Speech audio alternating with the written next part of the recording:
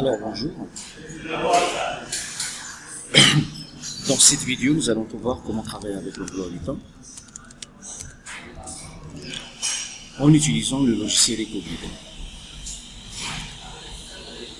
Donc on vient sur l'onglet emploi du temps et on va aller vers emploi du temps.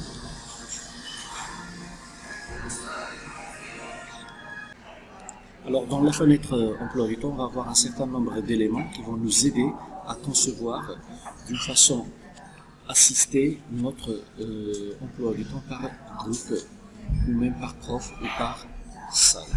Bien sûr, préalablement, nous avons créé des salles, nous avons créé des professeurs, nous avons créé les matières par filière.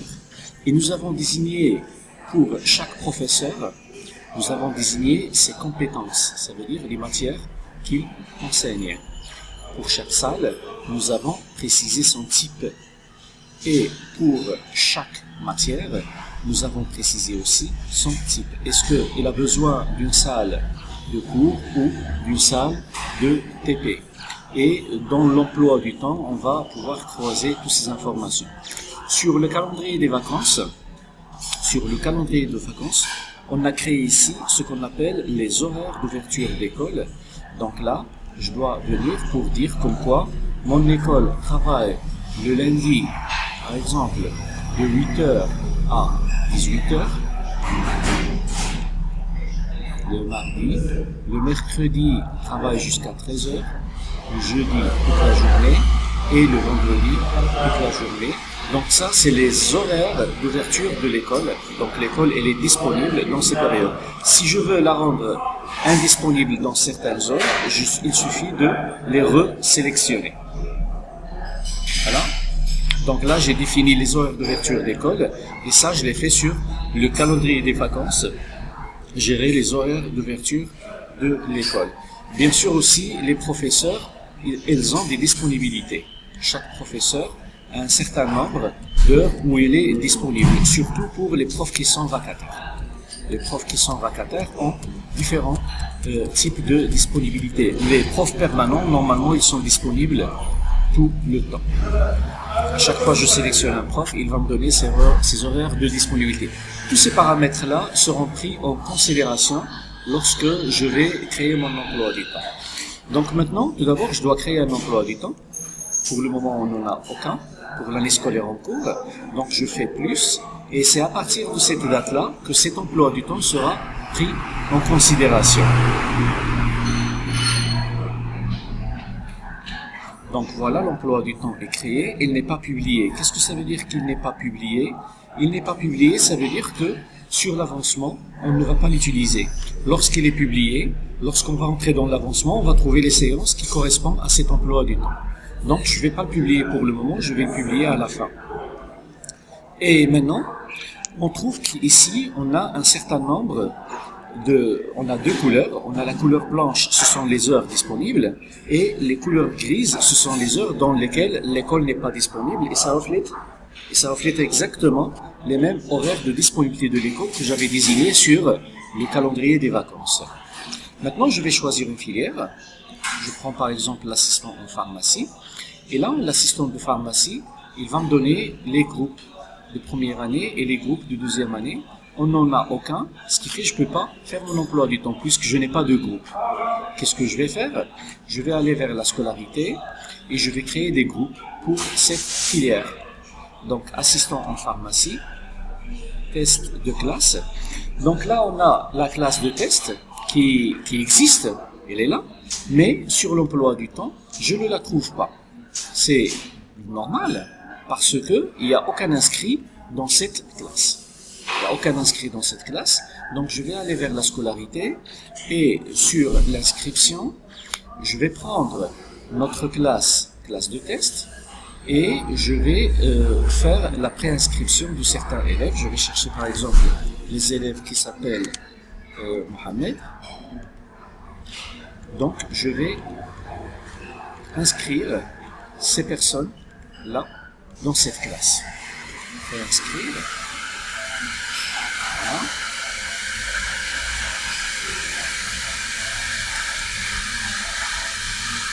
Donc là, dans cette classe, nous avons ces personnes-là qui sont préinscrites. Je reviens vers l'emploi du temps.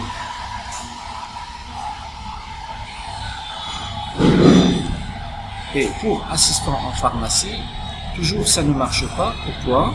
Parce que l'inscription n'a pas été validée. Donc ce sont des personnes qui sont préinscrites dans cette classe. Ils sont préinscrites, mais ils n'ont pas été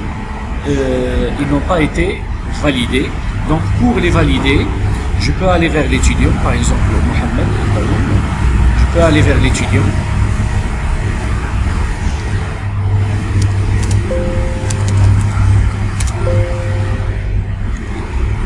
Voilà celui-là.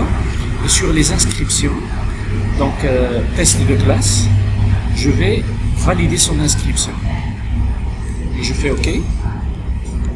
Donc maintenant, il est inscrit, il n'est plus préinscrit. Là, il avait abandonné. Ici, il est inscrit. Ici, il est préinscrit. Et là, il est inscrit. Donc la classe maintenant contient une personne qui est inscrite. Donc on peut la vérifier ici.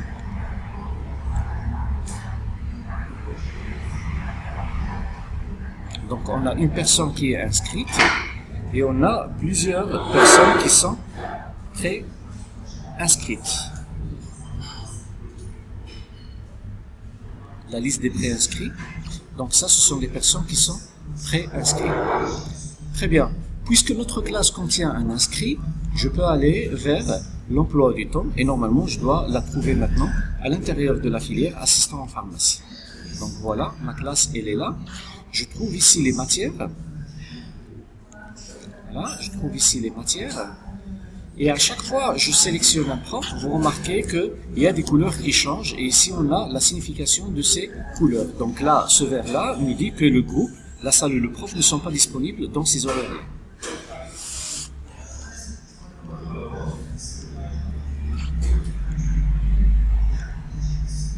Donc là, normalement, les profs, je dois voir les profs qui sont disponibles pour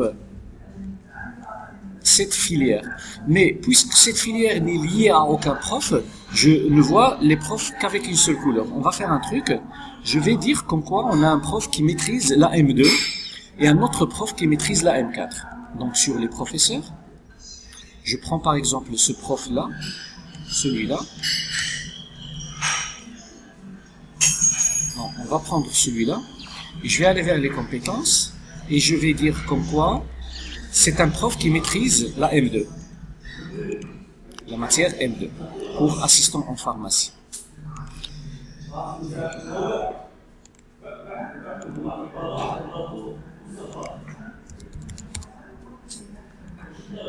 Et on va prendre un autre prof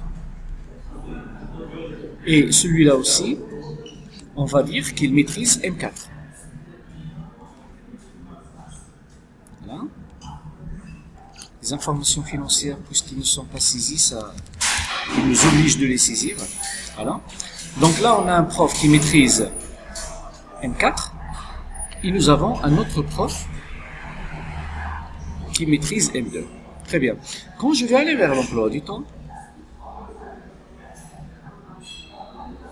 là, pour l'assistant en pharmacie, le groupe de test où il y a un seul inscrit, quand je sélectionne M2, c'est ce prof-là qui est sélectionné en haut. Quand je sélectionne M4, c'est ce prof-là qui est sélectionné en haut. Donc, le système nous propose le prof le mieux adapté pour enseigner ce module et ça dépend de ses compétences que vous avez paramétrées au début.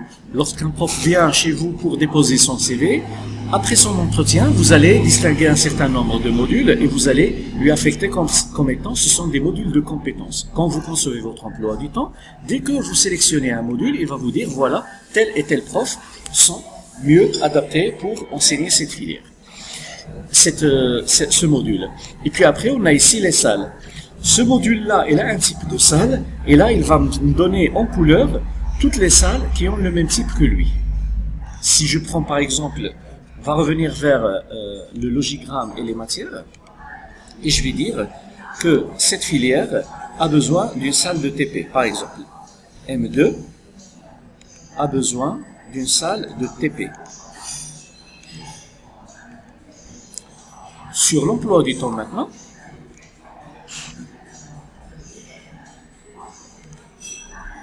assistant en pharmacie, voilà, M2, il va me donner ces salles-là.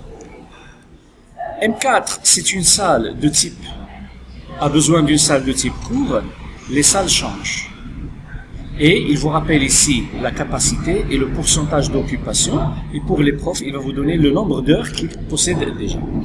Bon, quand je sélectionne le module, je sélectionne le prof et je sélectionne la salle, je peux venir ici et glisser pour sélectionner un certain nombre de cellules. Chaque cellule correspond à 15 minutes. Chaque cellule, c'est 15 minutes. Et j'ai programmé ma séance. Maintenant, quand je vais aller vers, par exemple, une autre filière, et je sélectionne le même prof,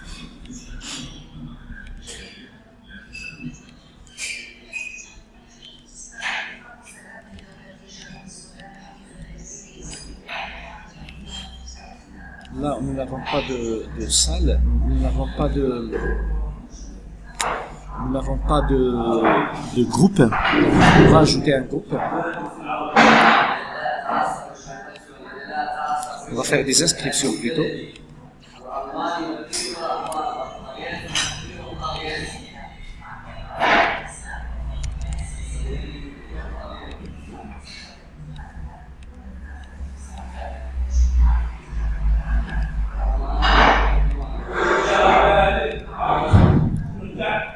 Ça, je vais aller vers valider l'inscription.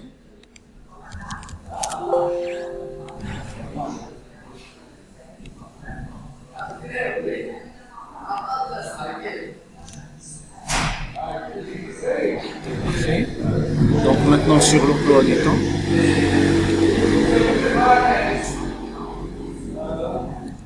Donc là, l'inscrit. Quand je vais choisir le même prof, donc ce prof-là, il est occupé dans cette période. Donc le groupe, le prof ou la salle ne sont pas disponibles. Donc ce prof-là, il est déjà occupé. Pourquoi? Parce qu'on lui a déjà désigné une formation dans cette heure avec le groupe classe de test. Quand je veux faire l'emploi du temps de l'infirmier en anesthésie, si je sélectionne le prof Youssef, il est occupé. Si je sélectionne la même salle que celle qu'on a donnée tout à l'heure, la couleur va changer. Pourquoi? Parce que deux critères non disponibles. Ça veut dire le prof n'est pas disponible, la salle n'est pas disponible. Et là, quand je sélectionne un autre prof, il va me donner avec cette couleur. Quand je sélectionne une autre salle, tout est disponible. Le prof est disponible, la salle est disponible, et bien sûr, le groupe est disponible. Et bien évidemment, je peux voir l'emploi du temps du professeur. Quand le professeur a plusieurs, par exemple, ce professeur-là, il va avoir ici un autre module, et ici un autre module avec ce groupe, et avec assistant en pharmacie, on va lui donner un autre groupe. Vous remarquez que l'emploi du temps commence à devenir plus consistant. Quand je veux voir l'emploi du temps du professeur, il va me donner toutes les séances que ce professeur a avec tous les groupes. Ok? Et aussi, je peux voir l'emploi du temps de la salle. Ça, c'est l'emploi du temps de cette salle. Et l'emploi du temps de cette salle aussi, je peux le voir. Donc, chaque salle, quand vous cliquez dessus, il va vous donner, si vous choisissez ici, maintenant, vous pouvez imprimer l'emploi du temps. Donc, avec exporter l'emploi du temps affiché, il va vous le donner sur Excel. Comme ça, vous pouvez l'imprimer et vous pouvez l'envoyer aux étudiants. Vous avez votre emploi du temps qui est là pour la classe de test. Bien sûr, vous pouvez vider un emploi du temps directement à partir de là. Donc tout l'emploi du temps de la filière de la classe sélectionnée sera supprimé. Comme vous pouvez supprimer une séance avec ce bouton droit, supprimer une seule séance, va vider tout l'emploi du temps du groupe sélectionné, et quand je clique avec le bouton droit, je peux supprimer et je peux importer l'emploi du temps de l'année précédente. Ça va m'éviter de refaire le travail plusieurs fois. Si cette année j'ai l'emploi du temps exactement le même que celui de l'année dernière, je peux l'importer. Une fois j'ai terminé la conception de mon emploi du temps, je clique sur publier. Comme ça, l'emploi du temps sera visible sur l'onglet avancement. Maintenant, quand je vais aller vers l'avancement, je vais voir ici le suivi des réalisations.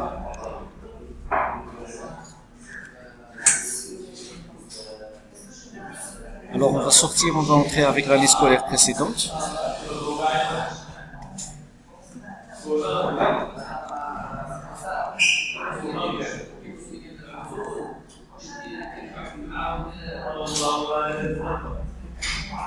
Pourquoi on va entrer avec l'année scolaire précédente? Parce qu'il contient un emploi du temps rempli, bien rempli.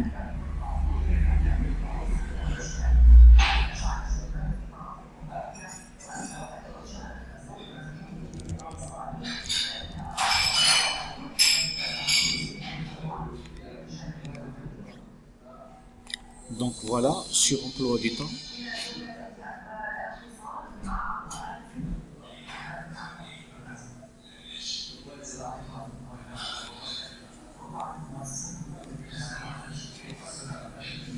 Donc on a ici des emplois du temps qui sont faits.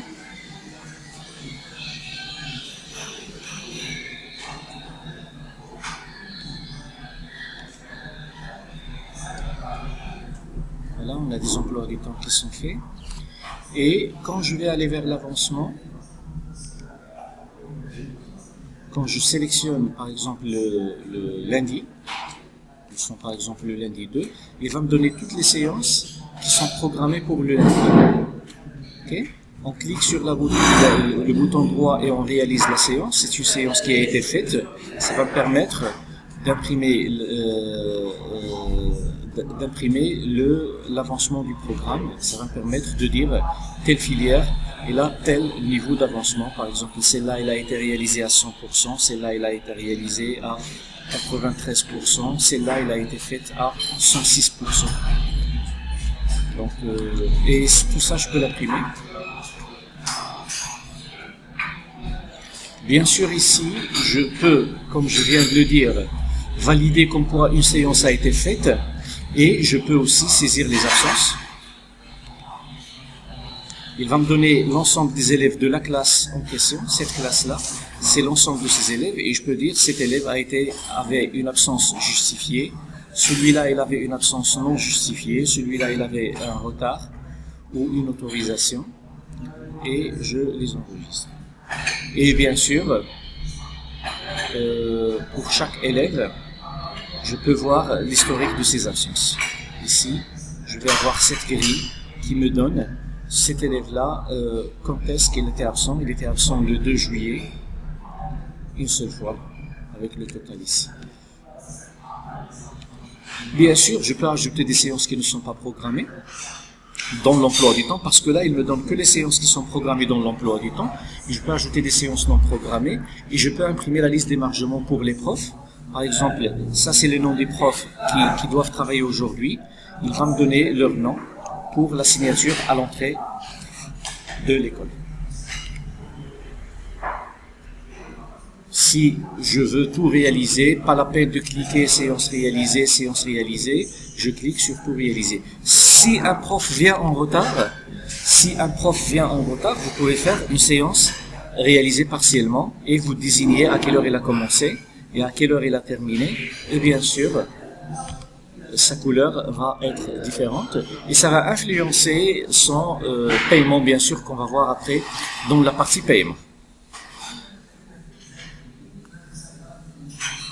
Donc je peux voir ici les réalisations par groupe.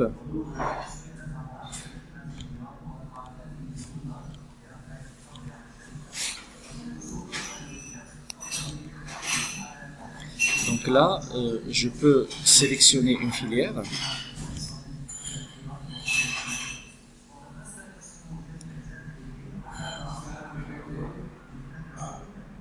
Et pour un groupe donné,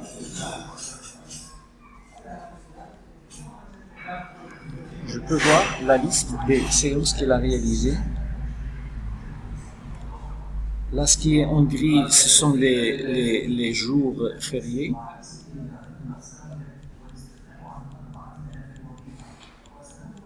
Voilà, ça ce sont des séances qui ont été réalisées.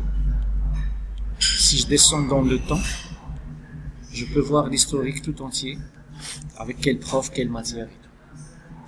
Je peux voir les séances par prof, les séances non réalisées, les séances de rattrapage, tout ça je peux le voir. Donc voilà, en ce qui concerne la création des emplois du temps et l'avancement.